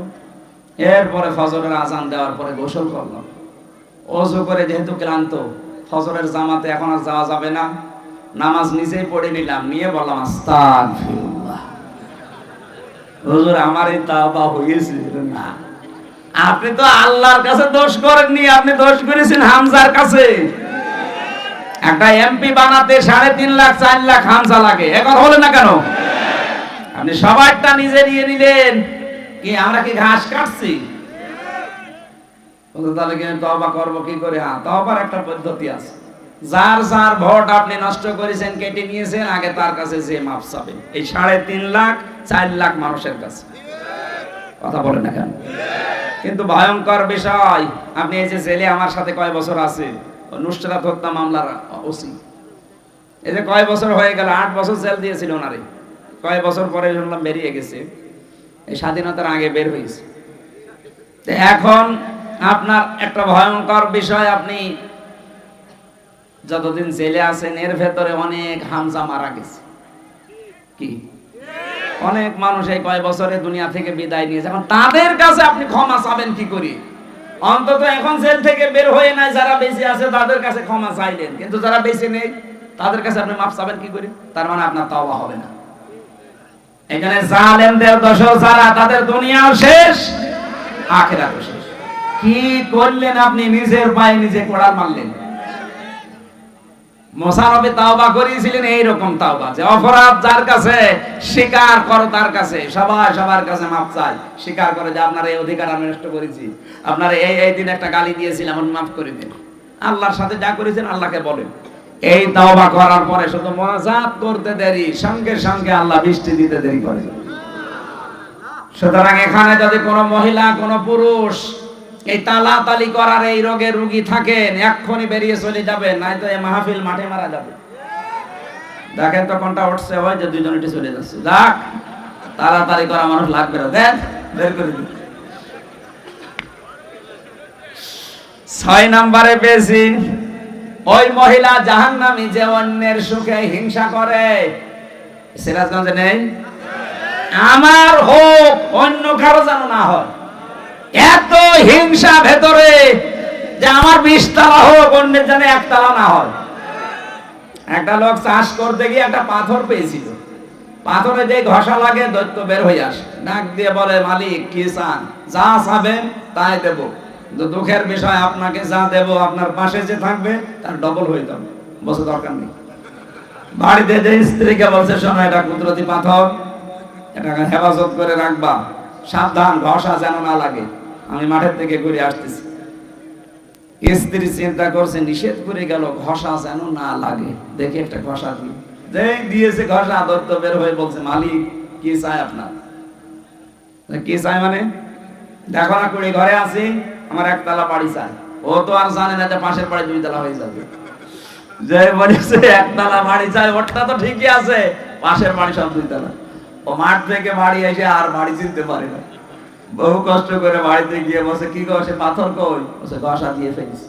তুমি তো ঘষা দিলে বাইরে এসে দেখো অবস্থা কি কি হয়েছে। তোমার বাড়ি 1 তলা, পাশের বাড়ি সব 2 তলা, পাথর আবার নিয়ে আসো। পাথর ঘষা দিয়ে দৈত্য এসেছে, মালিক কি চাই? কি চাই মানে বোঝো না? আমার 1 চোখ কানা করে দিই। আমার যদি 1 চোখ কানা হয়, আশপাশে সবাই কি হিংসা মানুষের ভেতরে গো। না, আপনি সব সময় এই দোয়া করেন, আল্লাহ আমাকে যা দিচ্ছেন দিচ্ছেন, ওখানে যা দিচ্ছেন ওরে দেন, কিন্তু আমারও দেন। এই মন তৈরি করা অত সহজ না। এই মন তৈরি করতে হলে নিয়মিত নামাজি হওয়া লাগবে। ইন্নাল ইনসানা খুলিকা হালুআ ইযা মাসসাহু শাররু জাযুআ ওয়া ইযা মাসসাহুল খায়রু মানুআ ইল্লাল মুসাল্লিন। মানুষের কিছু গুণাগুণ আল্লাহ বর্ণনা করেছিলেন, যে তারা অস্থির, তারা নিয়ামত পেলে কৃপণ হয়ে যায়, তারা দুঃখ যন্ত্রণা পেলে হতাশ হয়ে পড়ে, কিন্তু যারা মুসল্লি তাদের ভেতরে এই গুণগুলো থাকবে না। আল্লাহ কোন মুসল্লির কথা বললেন? আল্লাযীনা হুম আলা সালাতিহিম দাঈমুন, যারা নিয়মিত। কোন মুসল্লি? আমরা আজকে থেকে জীবনে যাই করি, নিয়মিত মুসল্লি হওয়ার চেষ্টা করব ইনশাআল্লাহ। দরুদ সালাম পাঠ করে আমাদের আজকের আলোচনার বিষয় হচ্ছে আমলনামা। কি বললাম? এটা নাম শুনতে যত ছোট মনে হচ্ছে, এটা কিন্তু অত ছোট জিনিস না। কিয়ামতে এইটার উপরে ভিত্তি করে আপনার বিচার হবে। মনে করেন একটা কিয়ামত কায়েম হয়ে গেছে, একেবারে সামনাসামনি আপনাকে আল্লাহ ডাক দিচ্ছে। আল্লাহ রাব্বুল আলামিন মনে করেন হামজাকে ডাক দিয়ে বলছে, এদিকে আসো, আমার সামনে দাঁড়াও। ফাম্মা মান উতিয়া কিতাবাহু বিয়ামিনিহি ফায়াকুলু হাউমুকরাউ কিতাবিয়া। যাকে আমি আল্লাহ ডান হাতে আমলনামাটা ধরিয়ে দেব, ওর জীবনী দেখার পর এ মানুষটা আমলনামা হাতে নিয়ে পড়তে থাকবে আনন্দে, আর মানুষকে বলতে থাকবে, ইন্নী যানানতু আন্নী মুলাকিন হিসাবিয়া, অবশ্যই আমি বিশ্বাস করতাম যে আমার হিসাব দেওয়া লাগবে। সিরাজগঞ্জবাসী, মানুষের জীবন যদি পরিচ্ছন্ন করতে হয়, পরিষ্কার বানাতে হয়, পবিত্র করতে হয়, অবশ্যই আপনাকে হিসাব এটা ভিতরে নিয়ে আসা লাগবে। আপনার দুনিয়ায় যে কাজ করার আগে আখিরাতের এই হিসাবের এটা সামনে নিয়ে আসা লাগবে। আল্লাহ এই জন্যই দিয়েছেন ইন্নী যানাতু আন্নী মুলাকিন হিসাবিয়া। অবশ্যই আমি এটা বিশ্বাস করতাম দুনিয়ায় যে আমাকে আল্লাহর সামনে হিসাব দেওয়া লাগবে। খলিফাতুল মুসলিমিন হযরত ওমর ইন্তেকালের 12 বছর পর তার সন্তান হযরতে আব্দুল্লাহ ডাক দিয়ে বললেন, বাবা কোথায় ছিলেন এতদিন, কতদিন দেখি নাই। হযরতে আব্দুল্লাহ ডাক দিয়ে বলেছেন, আব্বা কোথায় ছিলেন, আমি তো দেখি নাই আপনাকে। হযরত ওমর বলেছিলেন, সন্তান 12টা বছর আমি দুনিয়ার জীবন ছেড়ে দিয়েছি, আমি আল্লাহর সামনে দাঁড়িয়ে আমার জীবনের কৃতকর্মের হিসাব দিচ্ছিলাম। শেষ পর্যন্ত আল্লাহ আমার দিকে তাকিয়ে আমাকে মাফ করে দিয়েছে। এই আয়াতের তাফসীর পড়তে গিয়ে পেয়েছি, আল্লাহ পাক যদি কিয়ামতে কাউকে ইচ্ছা করে যে তাকে মাফ করে দেবে, মনে করেন আমাকে, সেলিম রেজা ভাইকে, এই মানুষগুলো শাহিন ভাইকে যদি আল্লাহ মনে করে আমি মাফ করে দেব, একটা কুদরতের চাদর দিয়ে ঘিরে নেবে। আগে লক্ষ কোটি কোটি মানুষের সামনে থেকে তার হাতটা ধরে নিয়ে এসে চাদর দিয়ে ঘিরে ফেলবে। আল্লাহ নিজের সামনে দাঁড় করিয়ে বলবে, হামজা এই করেছিলি বল। মানুষ মাথা নিচু করে বলবে, রব্বুল আলামিন আমার ভুল হয়ে গেছে।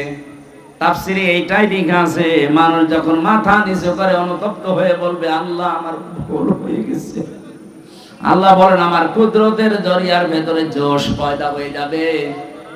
ওই বান্দার কাকুতি মিনতি আর চেহারার দিকে তাকিয়ে আমার একটা মায়া লাগবে, তখন আমি ওরে বলবো, যা তোরে আমি মাফ করে দিলাম। কিন্তু কাউকে যদি আমি হিসাব নেই, এক গ্লাস পানির হিসাবও আমাকে দিতে পারবে না। এজন্য আজকে সবাই এই দোয়া করে যাবেন, যেহেতু আমলনামা হিসাব এই বিষয়টা আজকে সামনে আসবে। এখনই মনে মনে এই মাহফিলে দোয়া করেন, রব্বুল আলামিন কিয়ামতে তুমি আমার জীবনের হিসাব অন্তত নিও না, বিনা হিসাবে তুমি মাফ করে দিও। কারণ আল্লাহর যে বিচারের সিস্টেম, আল্লাহর বিচারে কোনো অবিচার বলতে কিছু, আরো জোরে বলুন, আল্লাহর বিচার ব্যবস্থায় অবিচার, আরো জোরে। আল্লাহ যদি ন্যায় বিচার করে কেউ বাঁচবে না। যত বড় আবেদ বান্দা হোক, যত বড় মহিলা আবেদা হোক, যদি আল্লাহ ন্যায় বিচার করে জান্নাত পাওয়া সম্ভব না। একটা পথ খোলা আছে, আল্লাহ যদি দয়া করে মাফ করে দেয়। এজন্য কাবা শরীফ যখন দেখবেন তাওয়াফ করে মানুষ, তখন প্রত্যেকে কথা বলে রুকনি ইয়ামিনি থেকে ষষ্ঠ চক্কর দেওয়ার সময়, আল্লাহুম্মা ইন্না আলাইয়া হুকুকান ফিমা বাইনি ওয়া বাইনিকা। রব্বুল আলামিন আমার মাঝে আর তোমার মাঝে অনেকগুলো দেনা পাওনা আছে, তুমি আমার মালিক হিসাবে আমার পাওনা যা দেওয়ার সবই তো দিয়ে দিয়েছো। আমাকে নেই থেকে আজকে তুমি হামজা বানিয়েছো, আমাকে নেই থেকে তুমি সেলিম রেজা বানিয়েছো। কথা বলেন ঠিক কিনা? কিন্তু তোমাকে দেওয়ার মতো আমার তো কোনো পুঁজি নেই। হ্যাঁ, একটা জিনিস আমার কাছে আছে, তুমি আমারে মাফ করে দাও, এইটাই আমার পুঁজি। আল্লাহ পাক বলেন, বান্দা এই আমলনামা পাওয়ার পরে আনন্দে আত্মহারা হয়ে বলবে, রব্বুল আলামিন আমার চিন্তা নেই, কারণ আমি বিশ্বাস করতাম আমাকে হিসাবের মুখোমুখি হওয়া লাগবে। ফাহুয়া ফি আইশাতির রাদিয়া।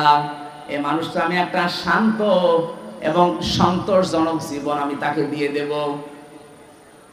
ফি জান্নাতিন আলিয়া, সূর্য জান্নাতে তাকে আমি পৌঁছাবো। কুতুফুহা দানিয়া, যার ফলগুলো তার মুখের কাছে এসে ঝুলন্ত হতে থাকবে। জান্নাতের এই পরিবেশে ওই মানুষটা কোনো দিন বলবে না আল্লাহ আমি ফল খাবো। মনের ভেতরে যদি কামনা বাসনা আছে, সঙ্গে সঙ্গে ফল আপনার মুখের ভেতরে পড়ে যাবে, টপ করে ছিঁড়ে। জোরে বলো সুবহানাল্লাহ। আল্লাহ পাক বলেন, এরকম একটা বিষয় তোমার সামনে অপেক্ষা করছে, কুলু ওয়াশরাবু হানিয়াম বিমা আসলাফতুম ফিল আইয়ামিল খালিয়া। আল্লাহ নিজে জানিয়েছেন, তখন আমি তাকে বলবো মন মতো খাও, যা ইচ্ছা পান করো, কারণ বিগত দিনে এইটা খাওয়ার জন্য বহু কষ্ট স্বীকার করেছো। আজ আমাদের দুনিয়ায় যারা আমরা কষ্ট স্বীকার করছি আল্লাহর বিধানের উপরে চলতে গিয়ে, আল্লাহকে রাজি করার জন্য রাতের বেলা অনেকে তাহাজ্জুদ পড়েন, একটা লম্বা সেজদা দেবেন, দেখবেন একটা আলাদা আনন্দ আপনার ভেতরে আল্লাহ তৈরি করে দেবে। আজকে রাত থেকে আরম্ভ করবেন যদি সময় পান, এই 1.5 মিনিট 2 মিনিট না, অন্তত 15-20 মিনিট, আধা ঘন্টা 1 ঘন্টা পড়ে থাকবেন সেজদায়। কারণ আল্লাহ পাক নিজের পা আপনার কপালের সামনে বিছিয়ে দিয়েছে, বান্দা এই জায়গায় সেজদাটা দিয়ে তোর কপালটা ঢাকা। আপনি যখন 2 মিনিট 5 মিনিট না ওয়াসজুদ ওয়াকতারিব সেজদা দিলে মানুষ আল্লাহর কাছাকাছি চলে যায়। আপনি যখন আধা ঘন্টা 45 মিনিট 1 ঘন্টা পড়ে আছেন, অবশ্যই আমার আল্লাহর কুদরতের জরিয়ার ভেতরে জোশ পয়দা হবে। আল্লাহ যেন মাঝে মাঝে আপনি শুনতে পাবেন না, কিন্তু অনুমান করতে পারবেন। আল্লাহ যেন আপনাকে ডাক দিয়ে বলবে, কি বান্দা কি হয়েছে বল দেখি। এইটাই জীবনের সফলতা। যিনি প্রধানমন্ত্রী ছিল এতদিন অবৈধ, উনি যদি এই সিরাজগঞ্জের যিনি মারা গেলেন, এই যে কি যেন নাসিম উদ্দিন, এই নাসিম সাহেবকে যদি ঢাকা থেকে উনি বলতেন, নাসিম ভাই কোনো ভয় নেই, আপনি আমার সামনে আছেন, আমার চোখের সামনে, নাসিম সাহেবের বুক কত বড় হয়ে যেত। অথচ ম্যাডাম এখান থেকে প্রায় 150 কিলো দূর থেকে বলছে যে নাসিম চিন্তা নেই, তুমি আমার চোখের সামনে। একটা দেশের প্রধানমন্ত্রী এই কথা বললে যদি নাসিম সাহেবের বুক বড় হয়ে যায়, আল্লাহ বলছেন বান্দা তুই আমার চোখের সামনে, কিসের ভয়? তোর বুক তো নাসিম সাহেবের চাইতে 10 ডবল বড় হওয়া দরকার। আমি আমার এই ছোট মেয়েটাকে মাঝে মাঝে পরীক্ষা করে দেখেছি। ও যখন 1.5 বছর বয়স ছিল, 1 বছর ছিল, যে ওই সময় আমার জেলখানা নিয়ে যায়। বড়টার বয়স ওই সময় 7 বছর। পরে উপরে ধাক্কা দিলে ছুঁড়ে মারলে কান্নাকাটি করতো। আর ছোটটা ফারিহা, আরে 1 বছর তো উপরে দিলে হাসতো। চিন্তা করতাম বড়টা কান্নার কথা আর ছোটটা হাসে, বড়টা কান্দে কেন? বড়টা তো আর হাসি পাওয়ার কথা, যেটা আনন্দ লাগবে। বড়টা কাঁদতে, এই কারণে ও জানতো আমি একটু ভারী হয়ে গেছি। আমার বাবা উপরে যত মারবে, যদি ধরতে না পারে আমার কিন্তু অবস্থা খারাপ হয়ে যাবে। আর ছোটটার ভেতরে এই বিশ্বাস নেই, ওরা আমার প্রতি এই বিশ্বাস জন্মছিল, আমার বাবা যত উপরেই মারবে নিচে হাত পেতে রাখবে। আল্লাহ পাক বলেন বান্দা একটা সেজদা দিয়ে যখন লম্বা পড়ে থাকবে, তোর এই বিশ্বাস আসবে আমার আল্লাহ আমার কথা না শুনি পারে না। তোর বিশ্বাস যে পর্যায়ে পৌঁছাবে, ওই দাবি নিয়ে আমি আল্লাহ তোর সামনে হাজির হয়ে যাব। এটা ফিল আইয়ামিল খালিয়া, পেছনের জীবনে তো বহু কষ্ট করলি, আজকের এই খাবার, আজকের এই পানি যাওয়ার তৌফিক দেন। এর পরবর্তীতে আল্লাহ জানিয়েছেন, ওয়া আম্মা মান উতিয়া কিতাবাহু বিশিমালি, যাকে আমি আল্লাহ বাম হাতে আমলনামা দেব, এইভাবে না, এই বাম হাতটা বুকের ভেতর দিয়ে দিয়ে পেছন দিয়ে বের করা হবে। তাফসীরে কাবীরের ভেতরে আছে বুক ফেড়ে এর ভেতরে হাত ঢুকিয়ে পেছন দিয়ে বের করবে। শুনতে যত সহজ মনে হচ্ছে, এদিকে আসেন একটু আপনাকে দেখাই কেমন লাগে দেখেন। আল্লাহ পাক বলেন আমি এটা করব, তোর বুক চিরে এর ভেতর দিয়ে হাত দেব, পেছন দিকে ফেরেশতারা 2-3 জন হাত টেনে বের করে বলবে আমলনামা দিয়ে দে। বিশাল এক জীবনের খাতা আপনার হাতের উপরে দিয়ে এবার বলবে বুকের ভেতর দিয়ে বের কর। মাঝখান পর্যন্ত এসে বেরও হবে না, পেছনেও যাবে না। বলেন তো এরকম অবস্থা আমাদের জীবনে নেই? যদি একবার এরকম হয়ে যায় আমলনামা খারাপ হওয়ার কারণে, কি হবে আপনার এই দুনিয়ার 500 বছরের হায়াত? আল্লাহ আমাদের স্মরণ করাচ্ছেন, এখনো স্মরণ কর, এটা হবে তোর সামনে। এরপরে দিয়েছেন ফায়াকুলু ইয়া লাইতানি লাম উতা কিতাবিয়া। লোকটা বুকের ভেতরে যখন আমলনামাটা বেজে যাবে, খাতাটা বলবে আল্লাহ তুমি যদি এটা না দিতে, এটা যদি আমি না দিতে আমাকে, তাহলে তো ভালো হতো। ওয়ালা মাদিরি মা হিসাবিয়া, আজকে যদি আমার হিসাবই না হতো আমার জন্য সবচাইতে ভালো হতো। ইয়া লাইতাহা কানাতিল কাযিয়া মা গনা আন্নি মালিয়া হালাকা আন্নি সুলতানিয়া। আমার মরণই যদি আমার শেষ হয়ে যেত, মরণের পরে যদি ওঠা লাগবে, আমলনামা দেবে, তাও তো বুকের ভেতর দিয়ে পেছন দিয়ে বের করে আবার আটকিয়ে যাবে। এগুলো যদি আমার মরণই শেষ হয়ে যেত, আমার যে সম্পদ ছিল আমার যে বিশাল সম্পদ অর্জন করেছেন, কই সেই সম্পদ? আমার তো কোনো কাজে আসলো না আজকে। আমার তো মনে হচ্ছে আয়াত পড়ার পরে বাংলাদেশের বহু মানুষ আমরা এই অবস্থায় আছি। এটা বলবো আমরা, হালাকা আন্নি সুলতানিয়া, আমার ক্ষমতা আজকে আমার হাত ছাড়া হয়ে গেছে। আল্লাহ এত রাগান্বিত হয়ে যাবেন, আয়াতটা পড়লে আমার কেমন ভয় লাগে। খুযুহু ফাগুল্লুহু সুম্মাল জাহিমা সাল্লু। আল্লাহ ডাক দিয়ে বলবেন ফেরেশতারা, ধর এ নাফরমানকে, ধর জাহান্নামের ভেতরে নিয়ে যা। ধরা নিয়ে যাওয়ার আগে ইয়া লাইতা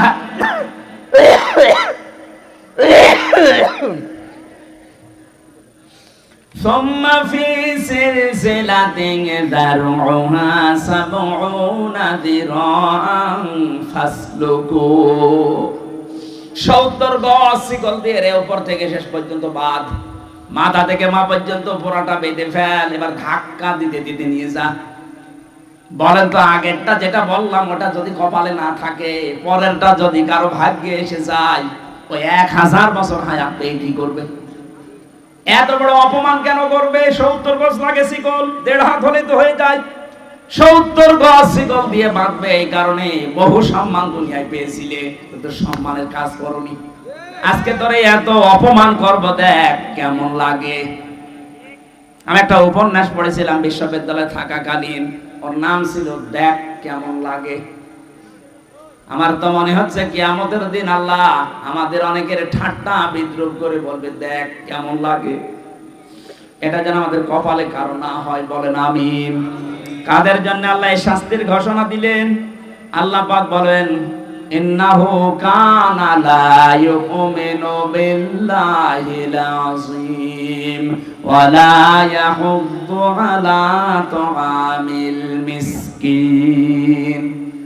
কিয়ামতে আল্লাহ পাক আমাকে তুলবেন, আল্লাহর প্রতি যাদের ভরসা ছিল না, বিশ্বাস ছিল না, আর যারা এতিম মিসকিনদেরকে খাবার দিত না, এই দুইটা বিষয় আমরা আজ এক করতে চাই।